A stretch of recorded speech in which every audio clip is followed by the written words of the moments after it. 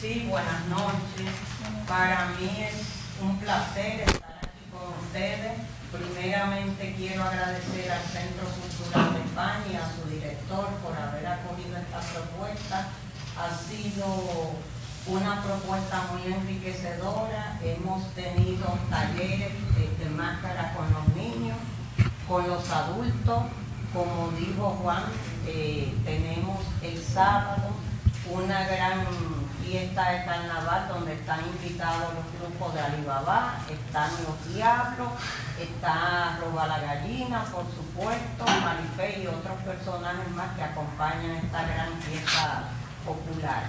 Tenemos aquí un invitado de honor, una persona muy ocupada, amiga, a quien queremos mucho y a quien agradecemos mucho el haber dedicado toda su vida al estudio de lo que es nuestro patrimonio cultural inmaterial. Aprovechen al profesor Dagoberto Tejeda, quien es un gran sociólogo, folclorista dominicano, maestro meritísimo y autor de varios libros, entre ellos Identidad Cultural Dominicana, creo que tiene 2 tomos, Enciclopedia de Folclor Dominicano, un trabajo bien acabado.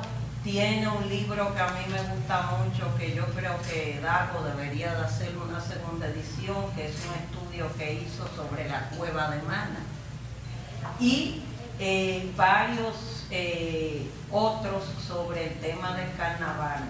Agradecemos nuevamente al profesor Dagoberto y ojalá pueda estar en varias actividades con nosotros y aprovechenlo porque quizás no volvamos a tener hasta el año que viene, por supuesto, al profesor Dagoberto. Gracias, Dago, por estar aquí.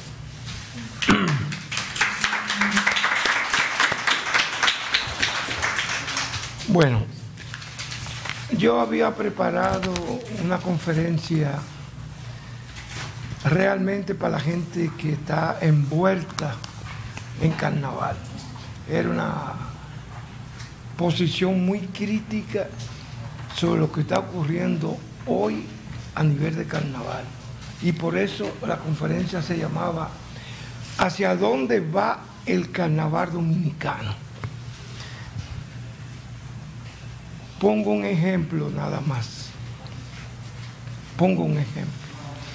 En este momento se está celebrando, comenzó el domingo, el carnaval del Distrito Nacional.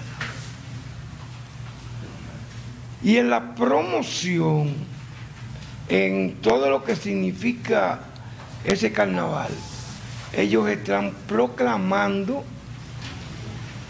que el carnaval de la ciudad de Santo Domingo tiene 500 años.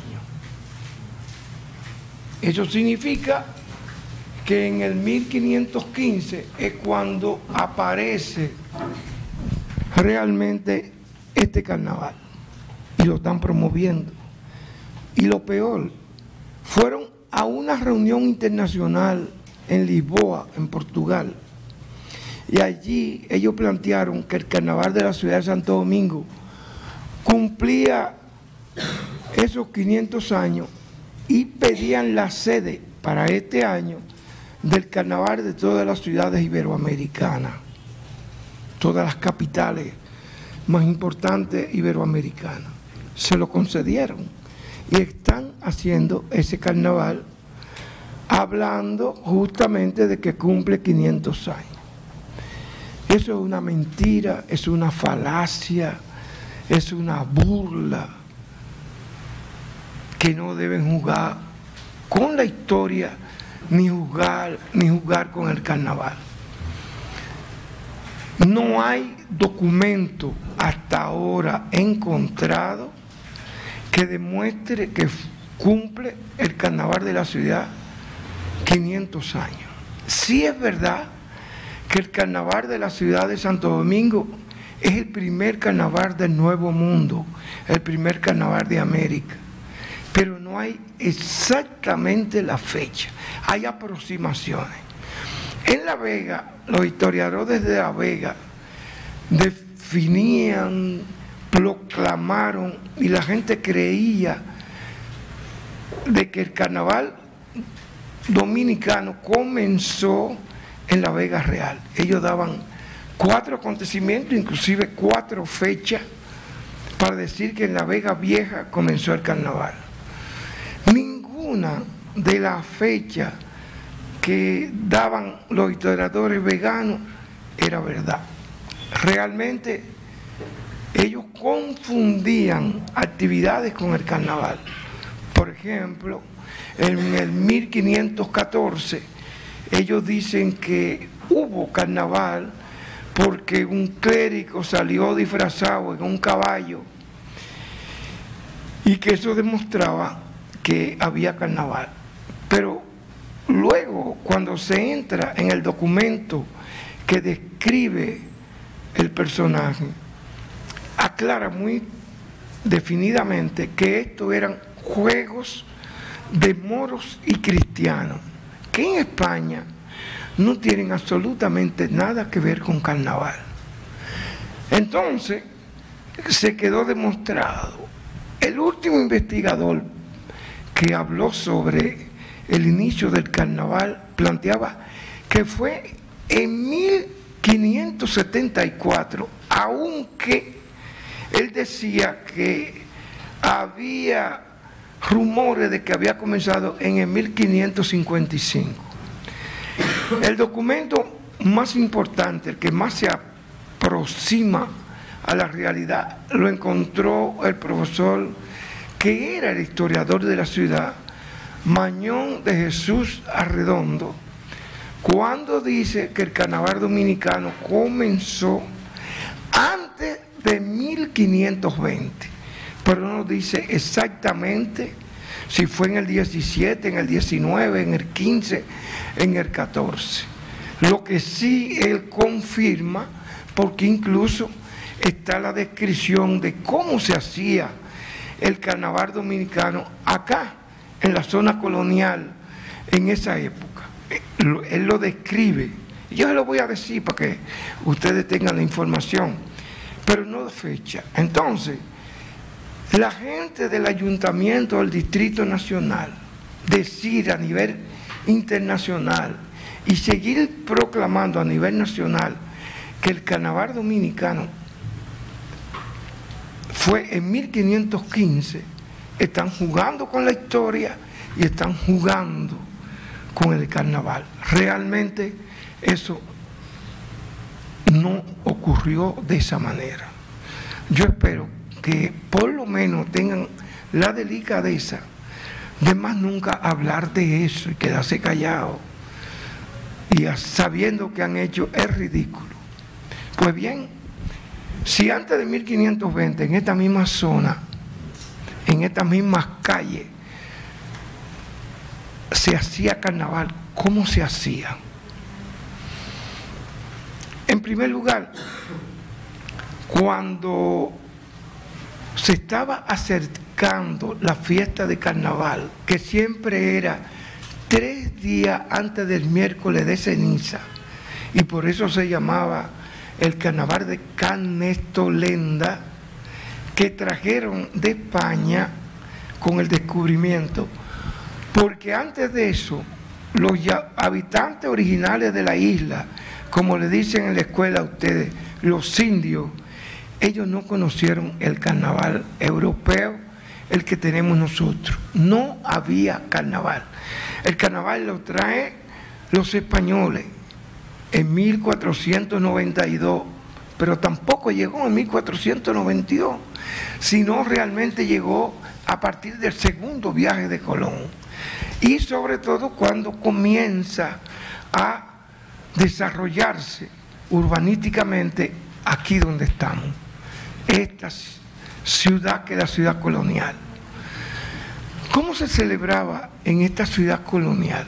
Cuando faltaban varios días antes del carnaval, en las casas, los huevos de gallina que los sancochaban o los freían, no lo partían por la mitad, lo partían en un extremo, cogían el cascarón, lo lavaban y lo iban poniendo en un recipiente. Cuando ya tenían bastante, entonces cogían canela, ponían a hervir la canela y el agua de canela es perfumada, tiene un olor a canela. Entonces, con un jarrito le echaban ese líquido al cascarón y cogían un trapito, un pedacito de tela, se lo ponían aquí y aquí entonces lo pegaban con cera derretida y la cera lo mantenía fuerte. Por eso se llamaban ojos de cera. ¿Por qué? Porque algunas de las casas coloniales tenían balcones y otros salían con un macuto lleno de esos huevos, lleno de agua de canela perfumado. Y entonces los que estaban en los balcones, a todo el que pasaba le tiraban. Y los que salían por la calle, el tigueraje, a todo el que encontraban le caían a fuetazos. Entonces, el huevo se partía y lo llenaba de agua, pero de agua perfumada. Habían otras modalidades. Ellos cogían, por ejemplo, 2 pedazos de bambú, lo limpiaban por dentro, lo raspaban y entonces cogían en un extremo y le hacían una especie de una agujita, pero de vegetales, de lechosa, por ejemplo. Y en la parte de atrás entraban otros más pequeños, parecía una jeringuilla. Entonces la llenaban de agua, iban caminando por las casas. Ustedes han visto que todas las casas de la ciudad colonial lo que tienen son rejas como protección. Y que lo más hermoso de las casas coloniales son los patios. Los patios españoles son hermosísimos, bellos. Estaban las casas hacia adentro, porque en todas estas calles no había luz. Era un peligro. Y cuando decimos la ciudad colonial, uno piensa hoy en todas las calles que hay. No, hombre, no.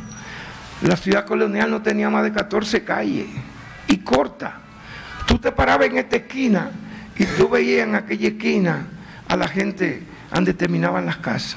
Entonces, había un control social muy fuerte.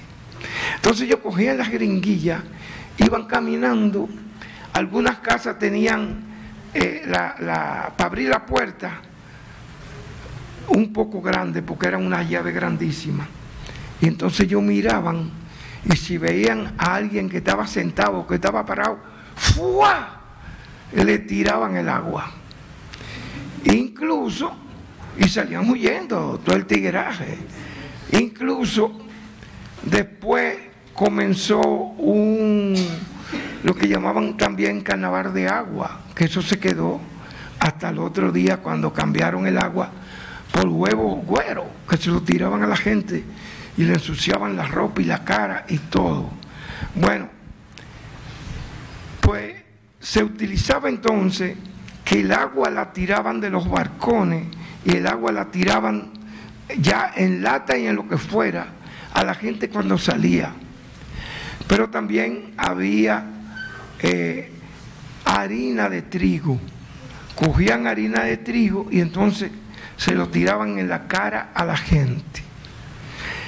Ahí donde está el Parque Colón, ahí se reunía la gente de noche. Y entonces ahí se hacía el bonche de carnaval a nivel popular. Ahí no había que pagar, ahí no había que invitar a nadie.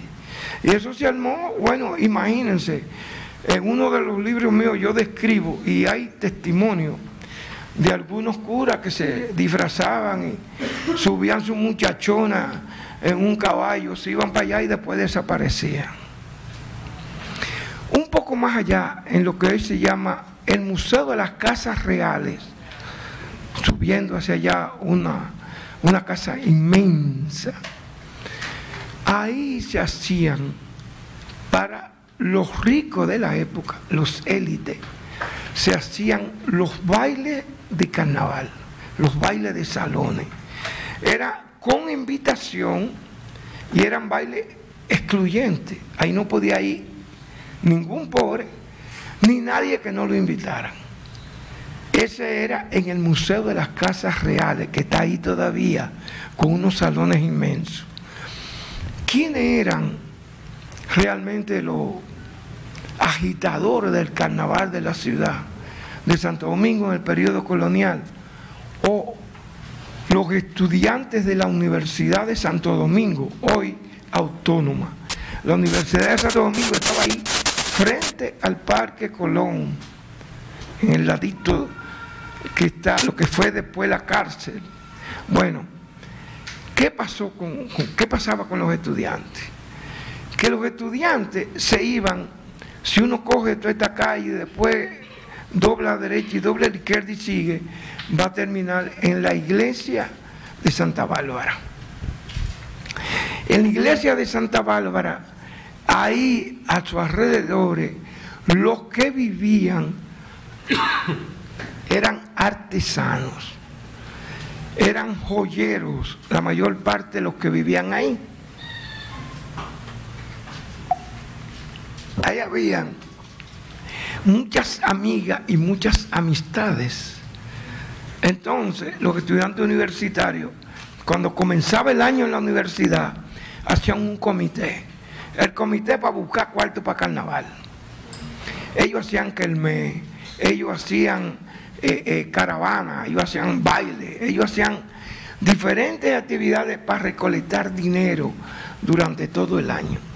Cuando llegaba carnaval, los estudiantes se iban a ese barrio de Santa Bárbara y entonces conversaban con algunas amigas y las invitaban para que ellas fueran disfrazadas a un local que ellos alquilaban para hacer su fiesta de carnaval. Entonces buscaban una orquesta, en ese tiempo no había CD ni nada de eso, alquilaban una orquesta y entonces ellos comenzaban a las 6, a las 7 de la noche.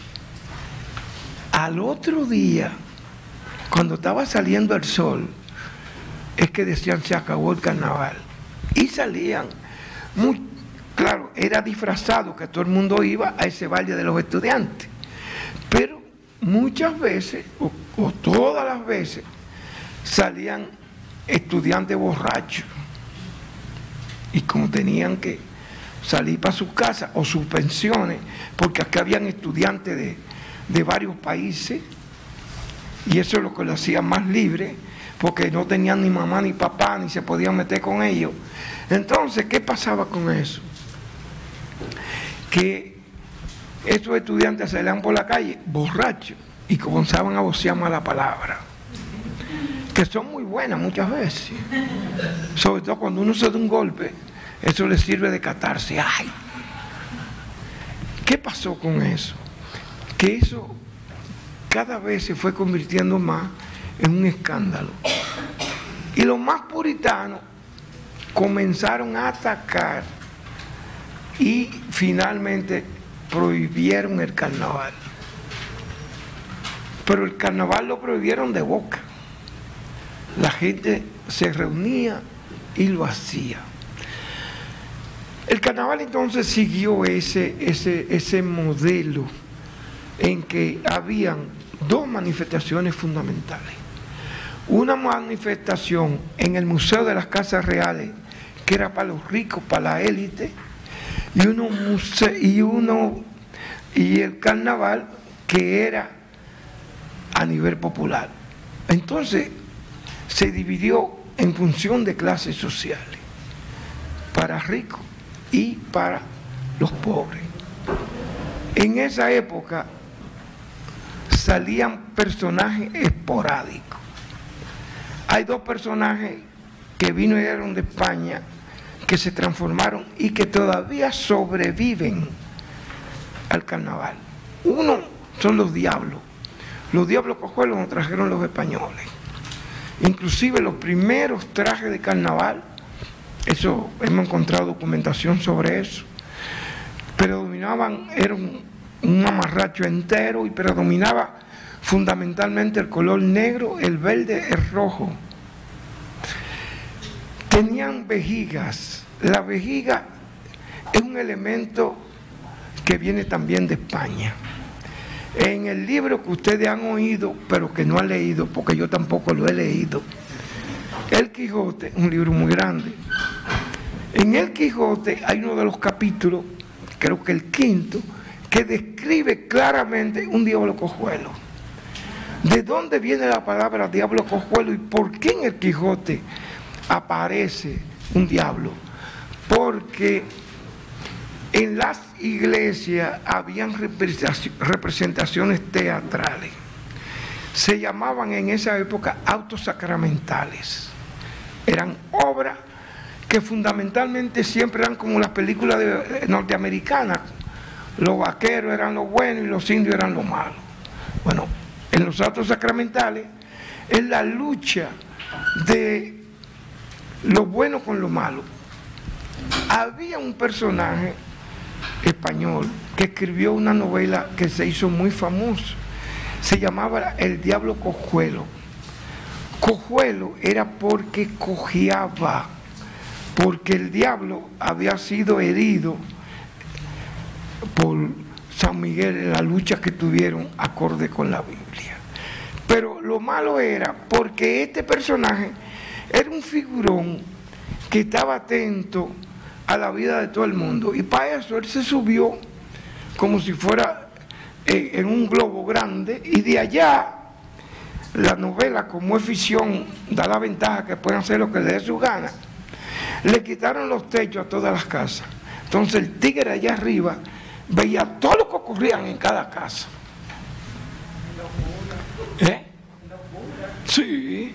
Entonces ese diablo mefistofélico medieval en los autos sacramentales siempre eran los representantes del mal en parte de la iglesia, y terminaban lógicamente jodidos. Luego nosotros vamos a encontrar que en la Edad Media, cuando la gente entraba a un nivel de que tenía que ir a confesarse, y entonces cuando iba ese domingo por la mañana temprano, antes de la misa, le decía al padre: ay, mira, discúlpame, pero yo tuve que, una vecina que vivía al lado, y comenzaba por ahí. El padre decía: muchacho, arrepiéntate, mira, reza 10 Padre Nuestro, 48 tal cosa, Ave María. Entonces el tipo lo hacía, iba y comulgaba. Pero cuando durante la semana volvía a ver a la vecina, volvía a lo mismo. Entonces el tipo decía: yo soy un pecador.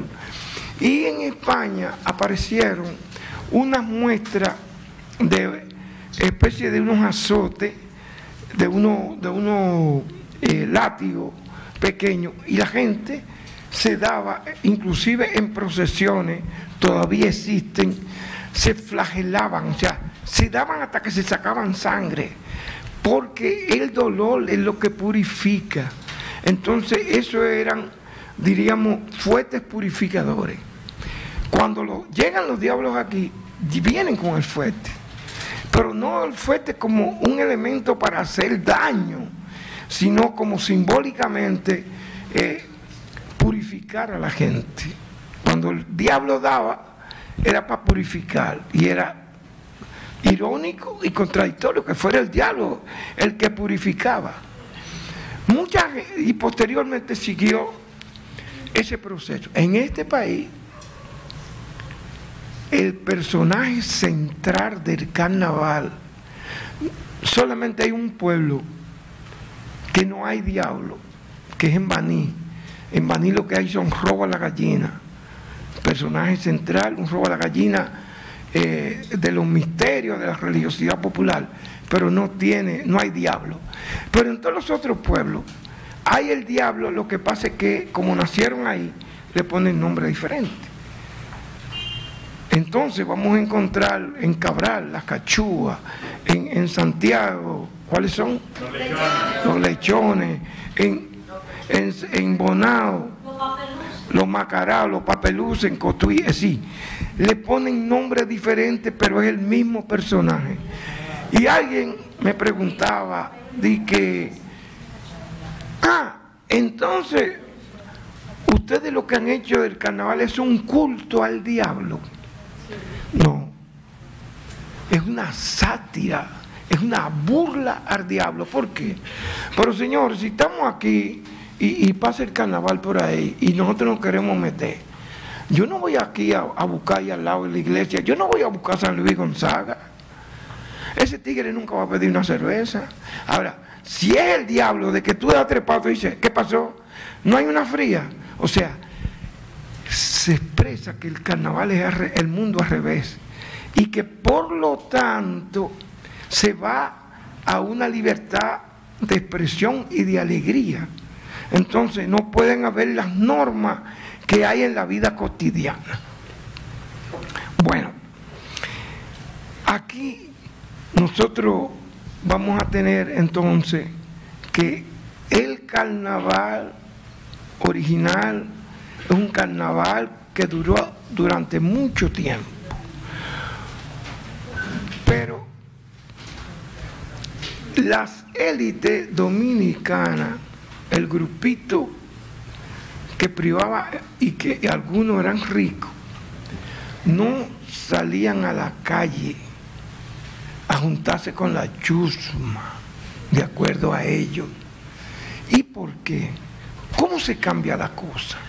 ¿Cómo aquí un edificio que tenemos ahí durante muchos años se llamaba el Centro Español, donde está el CODI ahí, y que habían otros que llamaban el Club Unión y tal cosa, y era que se hacían famosos carnavales? Tanto así que hubo un carnaval donde hubo una mulata extraordinaria que se llamaba Lina Lobatón, que fue candidata a reina. Trujillo se enamoró de ella y el día que la coronaron tiraron confeti, serpentina, hasta moneda de oro. O sea, ¿cómo se dio ese proceso? ¿Cómo fue ese tránsito hacia allá? Bueno,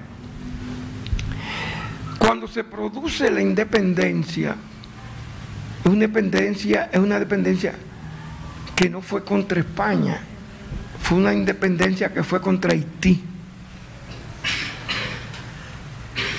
Y comienzan a abrirse los puertos y comienza la gente a salir al exterior.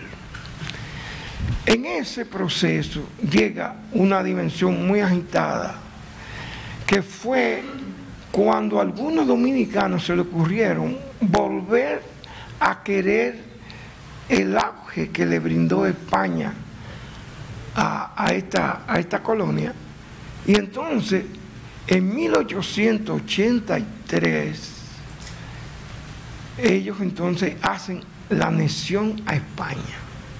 Viene el ejército español, se ocupan todos los puestos de importancia que habían aquí y era lo que mandaban. ¿Qué pasó? Que el pueblo, incluso gente que no sabía ni leer ni escribir, comenzaron a tener una reacción en contra de la ocupación española, en contra de la anexión a España. Y se da lo que se llama la guerra restauradora. Es la guerra en ese siglo más importante que nosotros tenemos. Comenzó en el Cerro de Capotillo, cerca de la frontera, siguió hacia esa parte de la línea, Guayubín, todos esos pueblos por ahí. Incluso los haitianos contribuyeron de manera extraordinaria al auge de esa guerra en contra de España. Y en 1865 se produce el triunfo de los patriotas dominicanos y la vuelta de los soldados a España. Claro, aquí se quedaron muchos, porque se apalabrearon con muchas dominicanas, con esas negritas se volvieron locos y se aplatanaron, se quedaron aquí. ¿Qué pasa? ¿Qué significó la guerra de independencia? La guerra de independencia fue contra un imperio, fue contra un ejército externo, y eso dio orgullo y conciencia de dominicanidad. Y las festividades comienzan a celebrarse con muchas actividades, pero entre ellas se van a celebrar con carnaval. Y el dominicano crea como una respuesta de identidad, crea lo que se llama la comparsa de los indios. La comparsa de los indios, el símbolo del indígena era la negación del ejército español, del español durante la anexión. Y ahí aparecen los diablos cojuelos en otros lugares que no en la ciudad de Santo Domingo, como el caso de, por ejemplo, de Santiago, de todo.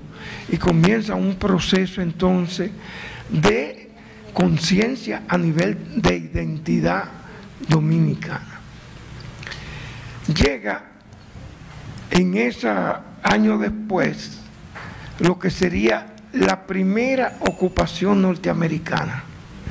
Llegan tropas norteamericanas para ocupar el país, para hacerse los administradores del Estado y para desarrollar lo que era realmente el interés de ellos, que era la industria azucarera.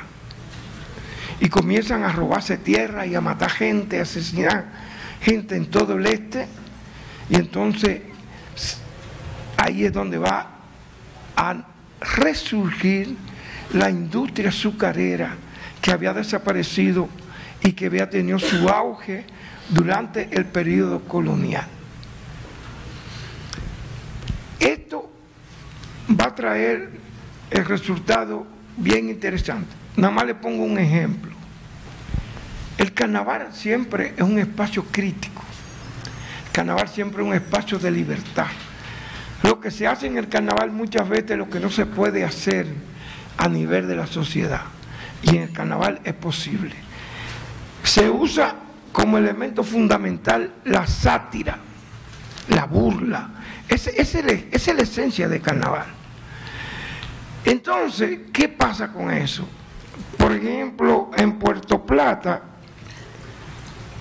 había una comparsa que se llamaba La Jicotea y tenía varios personajes. La Jicotea, el personaje central era representado, la Jicotea representaba al presidente de la República. Los otros miembros eran los ministros del presidente. Y entonces había uno que se llamaba el Tío San. Y el Tío San era la representación norteamericana. Y lo que tenía era, en una mano así, le salían muchos hilos, y cada hilo estaba amarrado un ministro. Iba hasta el presidente, si el presidente en ese momento se lo merecía. Entonces, ¿qué pasaba con eso? Que él iba meneando la mano, iba meneando a los ministros. Títeres. Y eran títeres. Y entonces el mensaje era que desde el presidente hasta los ministros estaban manejados por Estados Unidos. Lógico, cuando llegan los gringos aquí en esa intervención no podían permitir eso. Incluso hubieron en Santiago comparsas de indios en contra de la intervención. Y es ahí entonces cuando los norteamericanos en el 1917, en sitios como Puerto Plata, por ejemplo, prohíben el carnaval.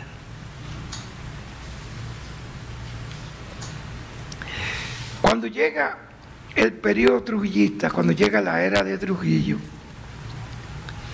Trujillo era un guardia que había nacido en San Cristóbal. Sus apellidos no lo conocía nadie, nada más lo conocían a él, inclusive su mamá y su papá, y algunos vecinos muy cercanos. Lo que significa que Trujillo no era de la élite tradicional de la familia sagrada dominicana. Pero ¿qué pasó con esas familias? Que esa familia, después de la restauración, fueron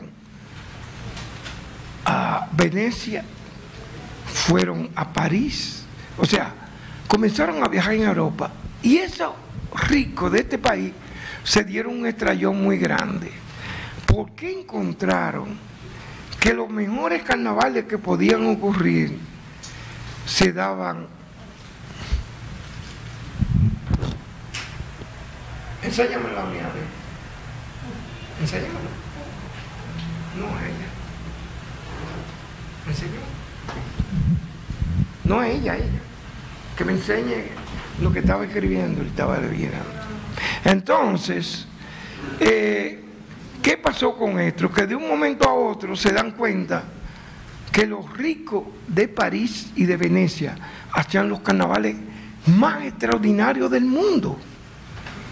Y ahí es que los ricos de este país conocen el confeti y la serpentina.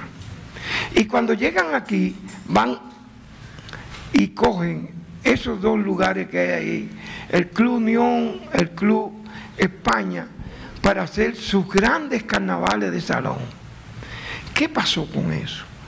Que Trujillo, como era un guardia de San Cristóbal, que no tenía acceso a la clase dominante de aquí, aunque fuera rico, comenzó a apoyar con banda de música, con desfiles militares, con todos esos carnavales, para él poder entrar y poder codearse con los ricos. Y ahí es cuando conoce en uno de esos a quien yo le di Lina Lobatón, una mulata despampanante que María Martínez, la esposa loca de Trujillo, hizo que la mandaran a vivir para Nueva York. Y Trujillo, cada vez que salía de un baile borracho, cogía un yate que tenía una vaina y cogía para Nueva York a ver su mulata. Ese periodo trujillista entonces va a tener un auge como nunca tuvo solo en el periodo colonial los bailes de salón de carnaval.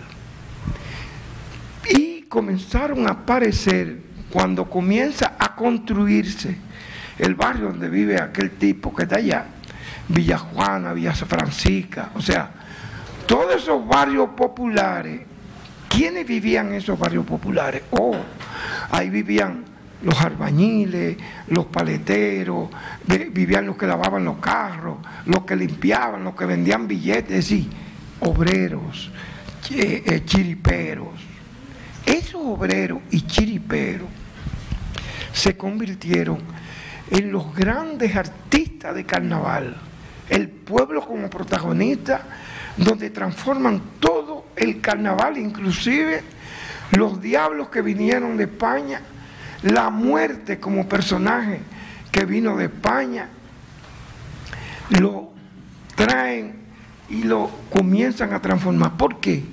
Porque ellos que estaban marginados, que eran los pobres, comenzaron a hacer sus fiestas donde ellos eran protagonistas y comenzaron a hacer sus máscaras y sus trajes de carnaval.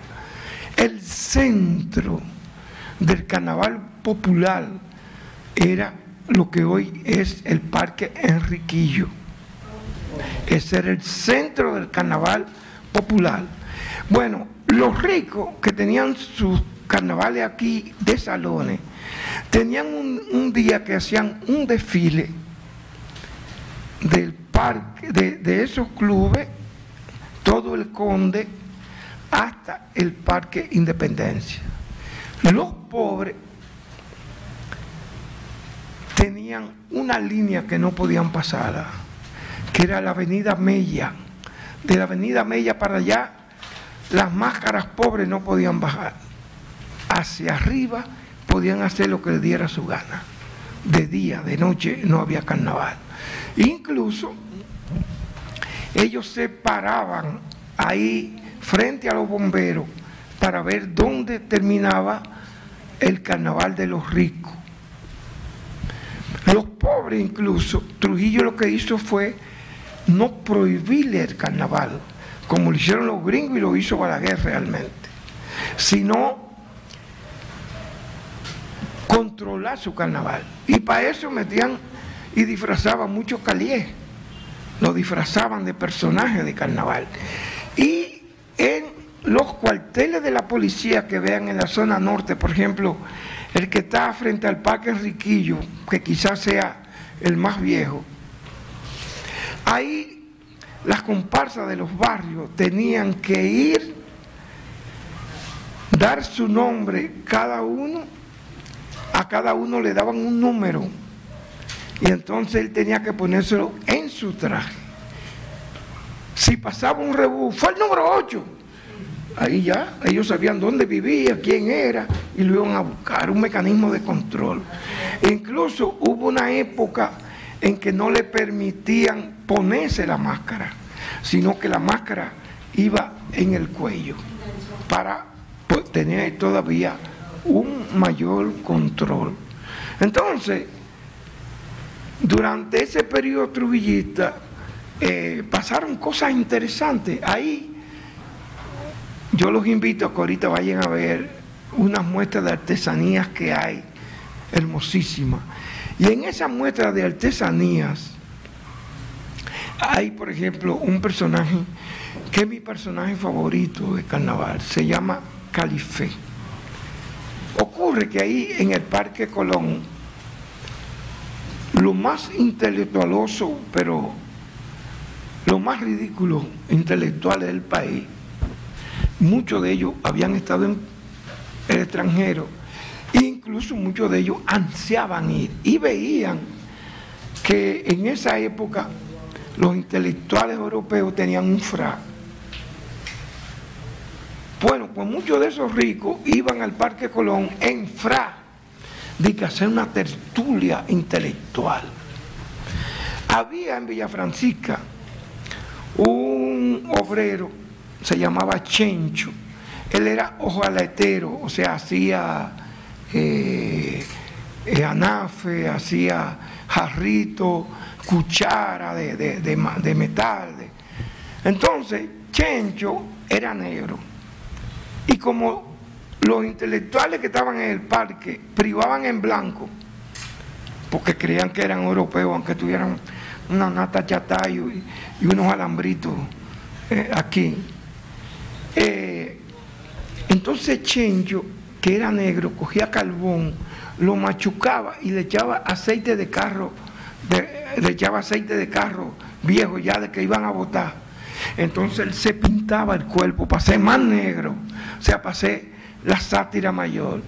Entonces él cogió el traje de ellos, o sea, el frac, y cogió el bombín, que era con el que ellos saludaban, era lo más respetuoso, hizo un bombín grande, como burla, como sátira.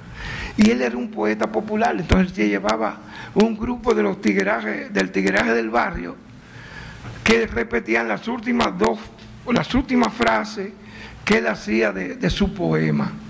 Entonces vamos a encontrar que Chencho bajaba aquí con su grupo y se burlaba de los intelectuales de la época, y siempre él miraba para los lados así, y él tenía una guira que era que le daba énfasis a sus versos. Él miraba para los lados, y si él veía un guardia, un marino, un policía, alguien que le parecía caliente, él se tiraba un verso a favor de Trujillo y a favor del sistema. Si él no veía a ninguno de esos personajes, él tiraba un verso con doble sentido, que todo el mundo lo interpretaba. Entonces, yo le llamo la conciencia del carnaval. Todo esto se mantiene hasta que eliminan Este es el personaje que se llama Calife. Fíjense que tiene un fra, fíjense que tiene una guira, y este sombrero es más grande que el bombín que ellos tenían. O sea, este es el personaje realmente más importante. Todavía sale en algunas comparsas y sale inclusive en Santiago. Bueno, ¿qué pasó? Cuando eliminan a Trujillo, físicamente cae la dictadura, el pueblo dominicano emerge como personaje, emerge como la identidad de la patria, y comienza un proceso cuestionador contra todos los ricos que apoyaron a Trujillo y que apoyaron el sistema y toda la vagabundería.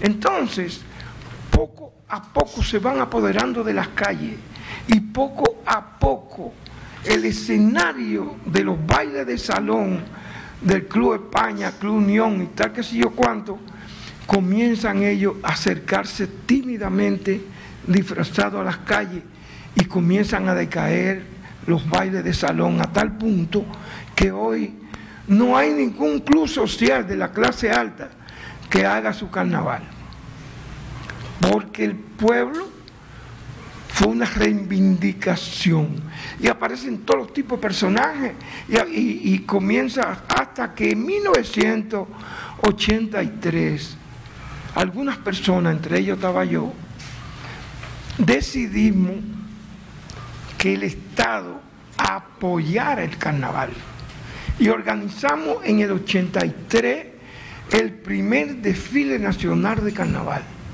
Yo me fui a todos los pueblos, en los pueblos donde había manifestaciones de carnaval, lo trajimos a la capital. ¿Cuál era la idea del malecón? De que quien quisiera no tuviera que ir a todos los carnavales, sino que pudiera ver una muestra de todos los carnavales del país. Y entonces, el desfile nacional, ¿qué va a ocurrir? Señores, en esa época nosotros, como muchachos, no nos traían a la capital ni conocíamos la capital. Para conocer la capital, los muchachos, tenía que ser un gran acontecimiento familiar. Se murió alguien, o sea, para traerlo a la capital. Entonces, cuando de un momento a otro, la gente de los pueblos, que los pobres, populares, que lo que hacía era disfrazarse, se veían por televisión desfilando en el malecón, se arma una situación donde todos los pueblos, una fiebre en cada pueblo para hacer su carnaval, pero para venir a la capital. Entonces, el desfile nacional de carnaval fue el detonante que hizo posible, entonces, que el Estado, ante los gastos que habían, acudiera al sector privado, a los comerciantes, para que contribuyeran con el desfile nacional de carnaval. ¿Y qué ocurrió?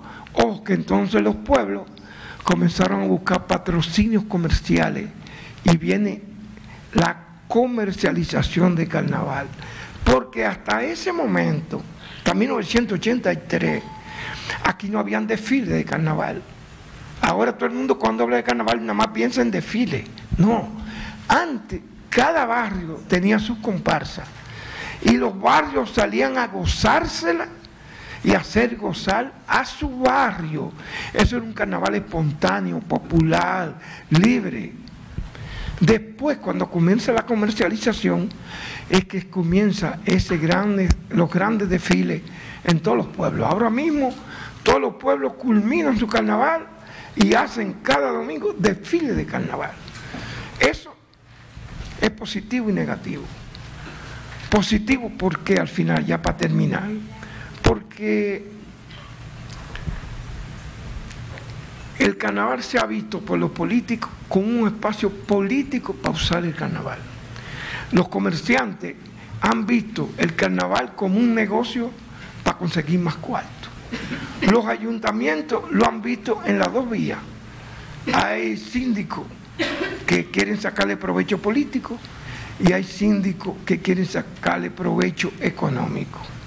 Lo que han hecho es joder el carnaval, porque en este momento han prostituido, prácticamente han destruido las organizaciones de carnaval, de los carnavaleros, que son los que hacen el carnaval y los que más gastan en carnaval. Cuando ustedes ven una comparsa de 60 gente, cada traje de eso puede costar 10,000 pesos. No, pero que puede costar, y si tú lo multiplicas por 60, entonces tú vas a encontrar que los que realmente gastan, señores, los muchachos de los barrios de aquí son unos locos, son peores que cuando la gente se enamora, que pierde el juicio y el control. Esos muchachos empeñan el televisor, empeñan hasta la estufa, empeñan todo lo que tienen con tal de sacar su comparsa. Entonces, se ha metido desde el punto de vista conceptual, ideológico, para mí uno de los peligros mayores, y es lo que yo llamo la veganización del carnaval. En La Vega los comerciantes han cogido el carnaval como un negocio y quieren que se parezca al del Río de Janeiro. Y entonces han desarrollado lo que yo he llamado el preciosismo, que el personaje de carnaval no puede ser feo, entre comillas, tiene que ser bonito. Entonces se buscan las telas más caras, más lujosas, con más brillo, y entonces han realmente destruido la espontaneidad, la identidad, lo que realmente son los personajes. En La Vega, para darle un ejemplo, yo hice un estudio que está publicado. En La Vega se mueven más de 600 millones de pesos, cuya mayoría va a la mano de los que no hacen el carnaval, que son la gente del pueblo. Se ha convertido en un negocio. Y a esto finalmente se le ha agregado dos elementos. Uno, la Iglesia Católica. Durante años y años y años y años, la colonia, después de la colonia, María estaba alabando, espérate que vengo ahora. La Iglesia nunca tuvo problemas con carnaval. Hasta que un sociólogo que ya murió, compañero y hermano mío, Teófilo Barreiro, hizo una ponencia a la pastoral juvenil diciendo que no debían estar juntos ni cuaresma, ni carnaval, ni fiestas patrias, y que había que separarlas. Y ellos ponen la fecha en que se deben hacer los carnavales. La Iglesia Católica, cada año, nos hemos juntado con ellos varias veces, nos decimos lo que tenemos que decirnos, y cada año ellos vienen con la misma cantaleta, como si no hubiéramos hablado. Porque todavía la iglesia, las jerarquías de la iglesia, piensan que estamos en la Edad Media. Porque yo soy lo que digo, que ellos le pueden decir muy claramente a los católicos: no se metan en esa vaina es diabólica, todo lo que quieran. Y el que es católico y lo oye no va. Pero el que no es católico, ellos no tienen derecho a prohibirle el carnaval. Y sobre todo, señores, que no, el pueblo es muy sabio. Cuando hay alguien que se lo quieren imponer al pueblo, cuando hay alguien que no le gusta o que no lo quiere, ellos lo dejan. Sobre todo que es un carnaval espontáneo y popular, que todo el mundo se disfraza de lo que quiere, de lo que no quiere, va, no va, saca la lengua, no saca la lengua, o sea, haga lo que quiera. Y el otro, ustedes se van a sorprender, son los evangélicos. En lugares como La Romana, tenía 5 años haciendo un señor carnaval. De un momento a otro, varios pastores intimidan al síndico y le dicen que eso es diabólico, que el carnaval no se puede hacer.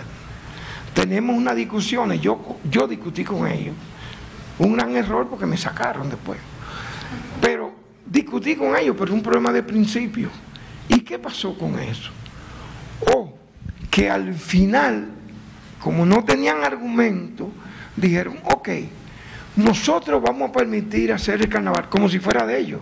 O sea, nosotros vamos a permitir que se haga el carnaval, pero con 3 reglas. Que no haya mujeres con cosas muy cortas. Segundo, que no haya homosexuales. Y tercero, que no haya de esos tipos que echan fuego por la boca, porque eso es el diablo puro.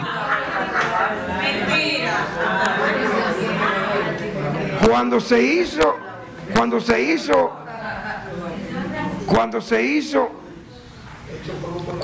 hizo el último carnaval, habían varias comparsas invitadas y yo me fui reuniendo con cada una y le dije que si ocurría un desastre como ese, sencillamente que se fueran.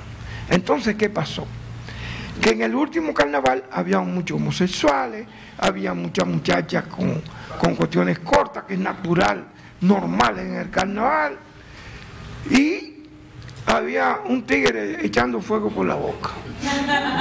Ustedes no van a creer que la policía buscaron una camioneta, los sacaron a todos. ¿Qué hicieron las comparsas invitadas? Se fueron como protesta.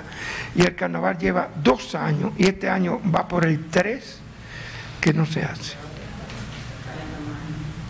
Entonces, pero ¿qué ocurre por el otro lado? Cada vez hay más pueblos y hay más gente en los carnavales. Cada vez hay más. Entonces, el carnaval, no hay duda de que es la expresión más importante de la cultura popular en este momento, porque el carnaval es el único espacio donde el pueblo es el protagonista, donde el pueblo entra en una expresión de libertad y es el único espectáculo, el único que realmente no solamente es protagonista, sino que no tiene que pagar, que es realmente gratis. Entonces, tenemos que preservar el carnaval, tenemos que luchar por el carnaval. El que no se quiera disfrazado, por lo menos que vaya al desfile, que se pinte la cara, que se pinta labio y que haga lo que le dé su gana. Muchas gracias.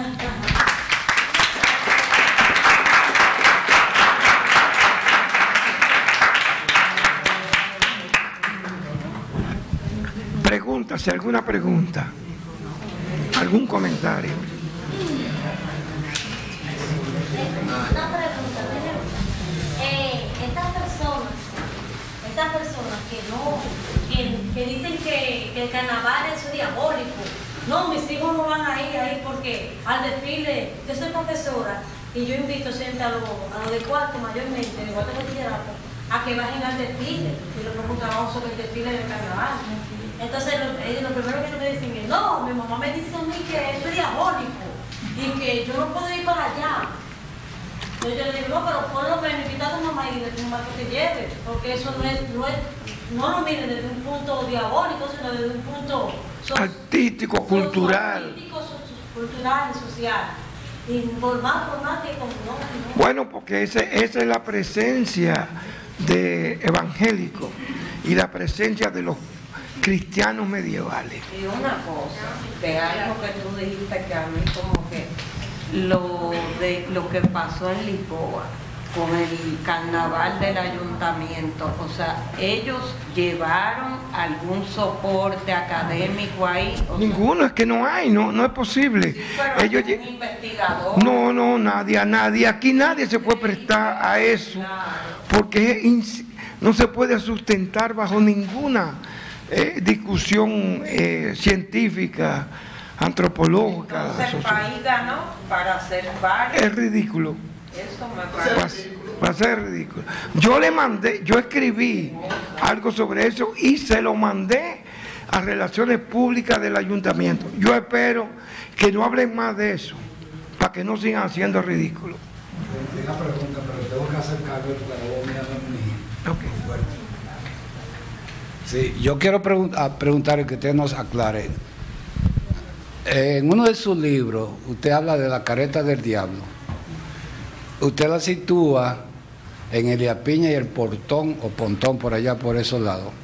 La máscara del diablo. La máscara del diablo, sí.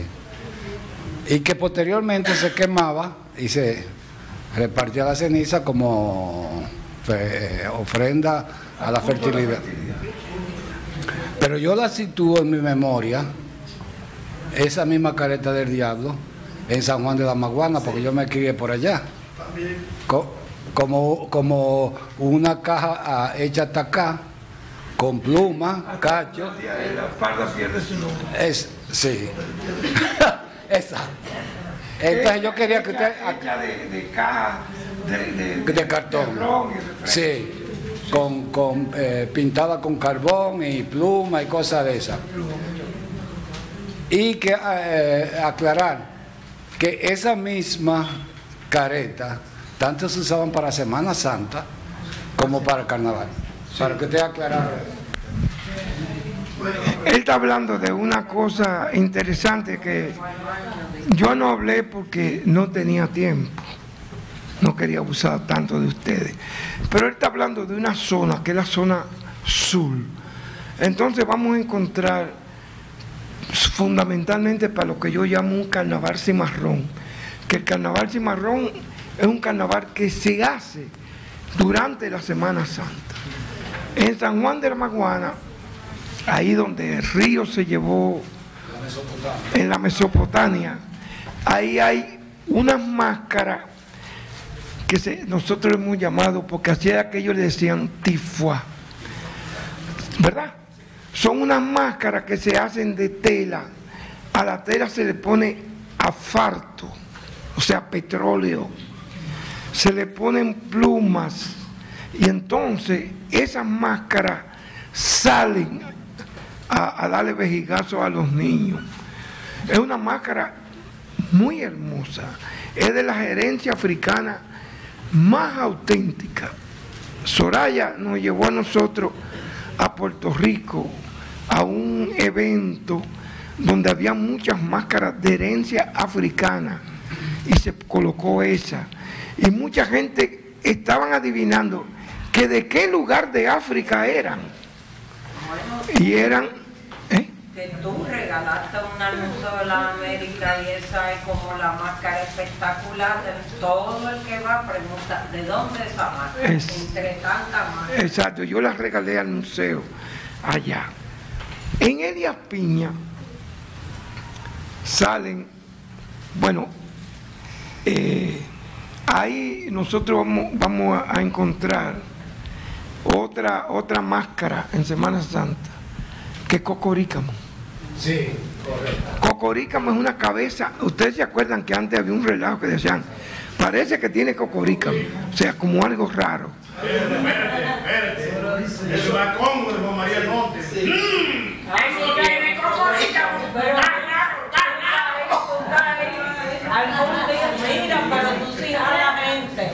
Ese hombre lo ha buscado todo el mundo para que avisarle, mira, apareció. Bueno, él puso eso como algo espectacular. Es una cabeza entera de caballo.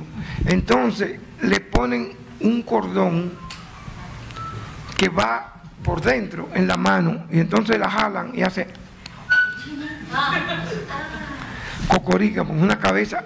Yo la he encontrado en Cuba, en el carnaval de Cuba, pero aquí aparece. Bueno, un poco más en Elías Piña, el único lugar que existe del país, hay una máscara que la hacen, también sale en Semana Santa, y que la hacen de una caja de cartón, y entonces la máscara va por aquí, sube por la cabeza y baja hasta aquí.